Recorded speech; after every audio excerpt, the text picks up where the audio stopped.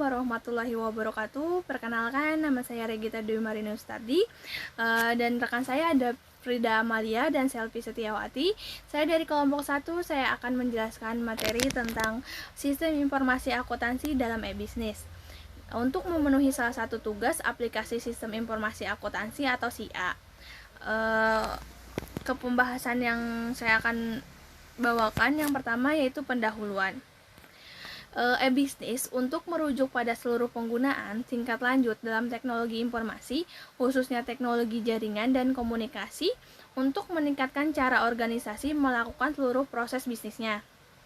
Nah, e-bisnis merupakan interaksi eksternal organisasi dengan para pemasok, pelanggan, investor, kreditor, pemerintah, dan media massa, termasuk penggunaan teknologi informasi untuk mendesain kembali proses internalnya.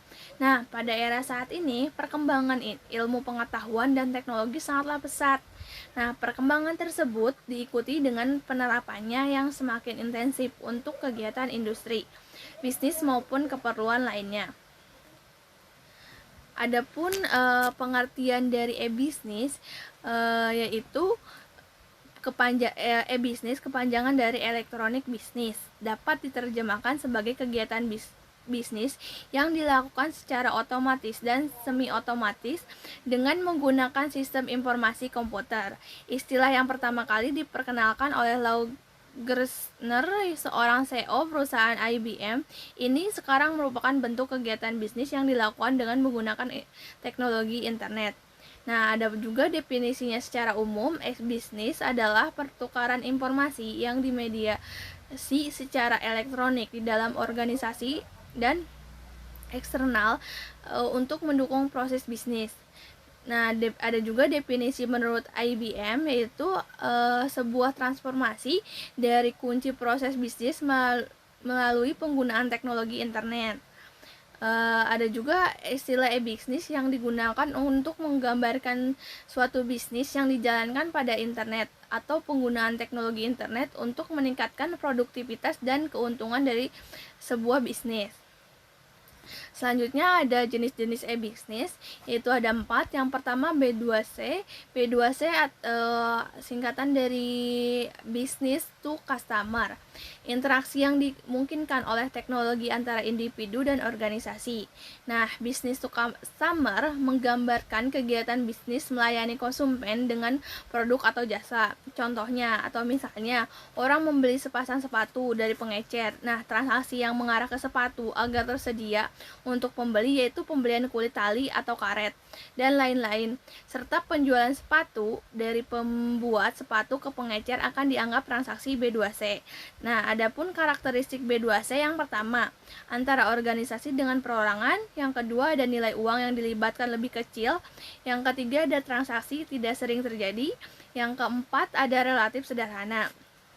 Terus ada B2B, yaitu business to business, yaitu interaksi yang dimungkinkan oleh teknologi antara organisasi dengan organisasi.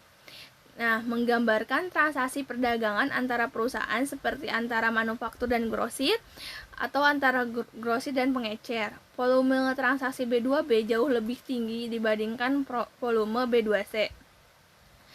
Alasan utamanya karena dalam rantai pasokan banyak sekali transaksi B2B yang mencakup bahan baku dan penjualan produk jadi ke konsumen. Contohnya, sebuah produsen mobil membuat beberapa transaksi B2B seperti membeli ban, kaca, atau kaca jendela, dan selang karet untuk kendaraan.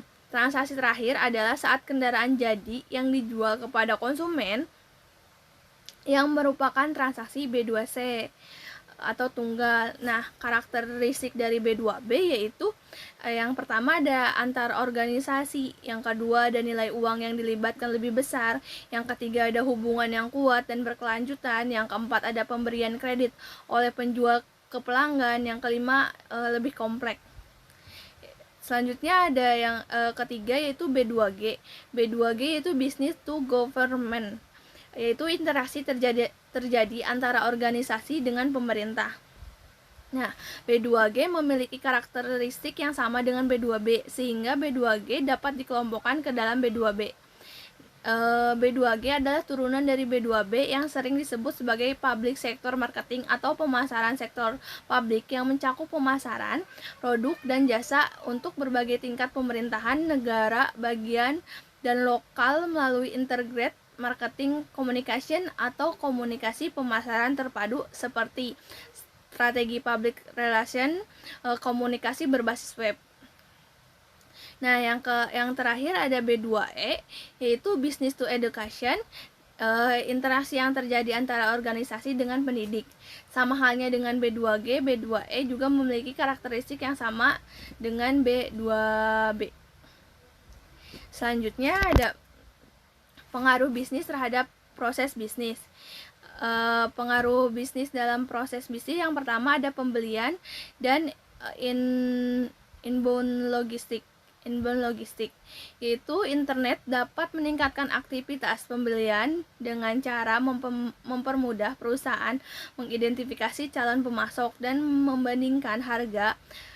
Data mengenai pembelian yang dilakukan subunit organisasi yang berbeda dapat disentralisasikan, sehingga memungkinkan organisasi untuk menetapkan pembelian total di seluruh dunia atas berbagai produk.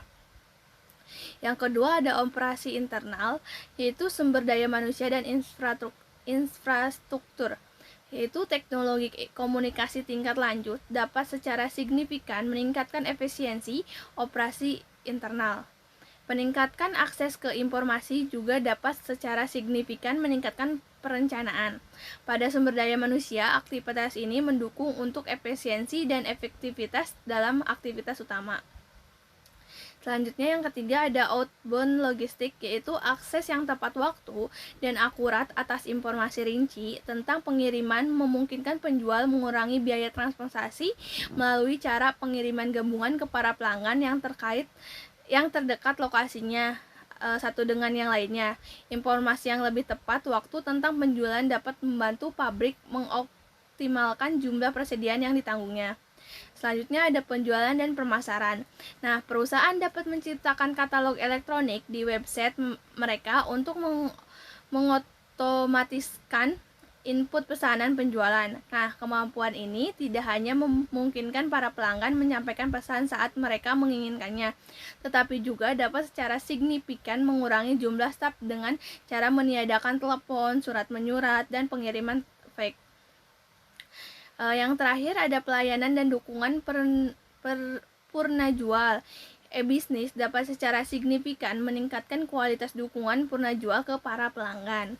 Selanjutnya ada pengaruh e-bisnis atas proses bisnis.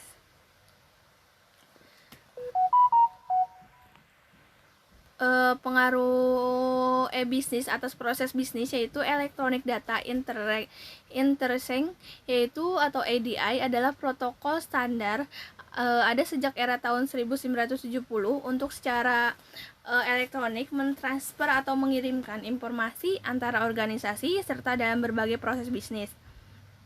Nah, keunggulan EDI yang pertama itu meningkatkan tingkat akurasi, yang kedua adalah mengurangi biaya. Selanjutnya ada ABXML, yaitu yang pertama ada standar untuk mengkodekan dokumen umum perusahaan seperti faktur penjualan, pengiriman uang, dan pesanan pembelian. Yang kedua ada meniadakan kebutuhan atas software khususnya untuk menerjemahkan dokumen yang dibuat oleh perusahaan yang berbeda. Tradisi ADI adalah mahal. Dua perkembangan baru telah menyingkirkan halangan biaya ini, yaitu yang pertama, internet meniadakan kebutuhan atas pemakaian jaringan khusus milik pihak ketiga untuk mentransmisikan pesan ADI. XML, singkatan dari Extensible Markup Language, adalah satu set standar yang menetapkan isi suatu data dalam web page. Selanjutnya, Electronic Data Interface atau EDI yang terintegrasi. Untuk mendapatkan seluruh manfaat EDI membutuhkan integrasi antara EDI dengan SIA atau sistem informasi akuntansi dari perusahaan. Nah, ini contoh bagiannya. Itu ada perusahaan, ada sistem informasi akuntansinya, terus ada IDI, pesanan pembelian, ada IDI pesanan pelanggan, terus ada pemasok dan pelanggan. Selanjutnya pengaruh e-bisnis atas aktivitas rantai nilai. Aktivitas utamanya yang pertama ada logistik lingkar dalam, yaitu peluang bisnisnya yang pertama ada akuisisi produk yang dapat digitalkan, yang kedua ada pengurangan persediaan penyanggah, selanjutnya ada operasi peluang bisnisnya yaitu produksi lebih cepat dan lebih akurat. Yang ketiga ada logistik lingkar luar, peluang e-bisnisnya yaitu distribusi produk yang dapat digitalkan. Yang kedua ada pelacakan status berkelanjutan. Nah, selanjutnya penjualan dan pemasaran. Peluang e-bisnisnya yaitu peningkatkan pelayanan ke pelanggan, pengurangan biaya iklan, periklanan dengan lebih efektif. Selanjutnya yang terakhir ada pelayanan dan dukungan purna jual. Peluang e-bisnisnya yaitu mengurangi biaya ketersediaan pelayanan. Nah, ada juga aktivitas pendukung dari pengaruh e-bisnis. Yang pertama ada pembelian, yaitu peluang e-bisnisnya yaitu identifikasi sumber dan lelang terbaik. Yang kedua ada sumber daya manusia, peluang e-bisnisnya itu pelayanan mandiri karyawan. Yang ketiga ada infrastruktur, peluang e-bisnisnya yaitu ada EFT dan FEDI, pembayaran elektronik lainnya. Nah, ada juga faktor-faktor keberhasilan e-bisnis, yaitu terdapat 2 faktor penting dalam menetapkan keberhasilan langkah-langkah untuk masuk dalam e-bisnis. Faktor pertama yaitu tingkat kesesuaian dan dukungan aktivitas e-bisnis atas strategi keseluruhan perusahaan. Yang kedua ada faktor kemampuan untuk menjamin bahwa proses e-bisnis memenuhi 3 karakteristik kunci yang dibutuhkan dalam transaksi bisnis apapun. Yaitu yang pertama ada validitas. Validitas adalah kedua pihak dalam satu transaksi harus dapat menyatakan keasliannya, identitas kedua belah pihak untuk memastikan bahwa transaksi valid dan sah.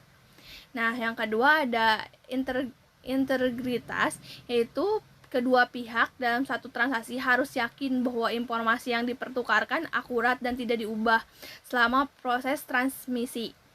Yang ketiga ada privasi. Privasi atau kerahasiaan transaksi bisnis dan informasi apapun yang dipertukarkan dalam transaksi tersebut harus disimpan dengan baik jika diinginkan oleh salah satu pihak. Selanjutnya ada infrastruktur untuk e-bisnis, yaitu kemajuan teknologi komunikasi dan jaringan, terutama internet, menyediakan infrastruktur yang dibutuhkan untuk e-bisnis. Nah, bagian ini memberikan pengantar atas gambaran umum konsep jaringan dan mendiskusikan isu-isu strategis yang berkaitan dengan metode-metode alternatif yang dapat dipergunakan organisasi dan mengimplementasikan e-bisnis. Nah, juga ada jenis-jenis jaringan. Yaitu jaringan telekomunikasi di banyak perusahaan dipergunakan untuk melakukan e-commerce dan mengelola operasi internal yang terdiri dari beberapa komponen. Yang pertama ada local area network atau LANs, yang kedua ada red area network atau WAN, yang ketiga ada full edge network dan internet. Pilihan konfigurasi jaringan lokal area network LANs dapat dikonfigurasikan dalam untuk 3 cara dasar. Yang pertama yaitu konfigurasi bintang, yang kedua konfigurasi cincin, yang ketiga konfigurasi bus. Nah, konfigurasi bintang, setiap peralatan secara langsung terhubung dengan server pusat. Seluruh komunikasi antara peralatan dikendalikan dan dikirimkan melalui server pusat. Biasanya server akan mengumpulkan data setiap peralatan untuk melihat apakah peralatan tersebut ingin mengirim pesan. Nah, konfigurasi bintang, cara cara termahal untuk membangun LAN karena membutuhkan banyak sekali kabel untuk menghubungkan. Akan tetapi, keunggulan utamanya adalah apabila salah satu titik sedang gagal atau down, kinerja jaringan yang lain atau jaringan selebihnya tidak akan terganggu. Nah, selanjutnya ada konfigurasi cincin, yaitu setiap titik secara langsung terhubung dengan dua titik lainnya. Ketika sebuah pesan melalui cincin tersebut, setiap titik akan memberikan judul paket untuk menetapkan apakah data tersebut ditunjukkan bagi titik bertautan tidak. LAN yang dikonfigurasi cincin mempergunakan software yang disebut dengan token. Token ini berfungsi sebagai mengendalikan aliran data dan untuk mencegah tabrakan. Token secara terus-menerus beroperasi di sepanjang cincin, jadi titik-titik lainnya harus menunggu hingga pesan yang dikirimkan sampai pada tujuannya dan token tersebut bebas kembali sebelum mereka dapat mengirim data. Apabila hubungan dalam cincin rusak, jaringan tersebut dapat berfungsi walaupun lebih pelan dengan cara mengirimkan seluruh pesan ke arah yang berbeda.